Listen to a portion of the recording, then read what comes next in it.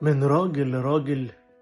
شوف يا صاحبي، مش معنى ان احنا بنكبر في السن يبقى احنا بنعجز. في فرق كبير في الكبر في السن والعجز، علشان في فرق كبير بين السن الميلادي والسن البيولوجي. شوف يا صاحبي، السن الميلادي هو السن اللي بيتحسب من سنة ما انت اتولدت لغاية دلوقتي. يعني لو انت اتولدت سنة 1980 فانت سنك الميلادي دلوقتي هيكون تقريبا 45 سنة. السن البيولوجي بقى ده بيتقاس بكفاءة أعضاء وأجهزة جسمك، يعني حالة قلبك، حالة كليتك، حالة نظرك، حالة ضغطك، سكرك، المفاصل، العظم. كل الحاجات دي بيتعمل لها أشعة وقياسات وفحوصات، وفي النهاية بتعرف من خلالها انت سنك البيولوجي كام. يعني عشان ابسطها لك، ساعات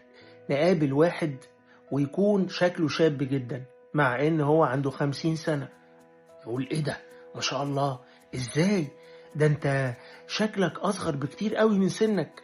ده معناه ان سنه البيولوجي صغير، يعني محافظ على نفسه، محافظ على صحته.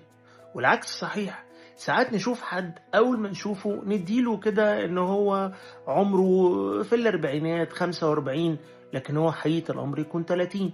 ده معناه ان هو هالك صحته. عشان كده يا صاحبي، اوعى تقيس قوة صحتك بسنك الميلادي، انت تقيسه بسنك البيولوجي. يعني ما تقولش انا بقيت بقى 50 سنة خلاص انا عجزت يلا حسن الختام. لا، انت ممكن تبقى 50، ممكن تبقى 60، لكن في نفس الوقت انت محافظ على كل سلامة جسمك وحالة الأعضاء والأجهزة فيه. بتاكل كويس، بتنام كويس، بتلعب رياضة، بتبعد عن التدخين، بتبعد عن السكر، عن الملح، بتبعد عن الحاجات اللي هي بتعصب. أنا عارف إن دي صعبة شوية، بس يعني على قد ما تقدر أوتوماتيك هتلاقي إن أنت شكلك وإحساسك بالسن أقل بكتير من سنك الحقيقي. وافتكر يا صاحبي إن إحنا بنكبر، بس مش لازم نعجز.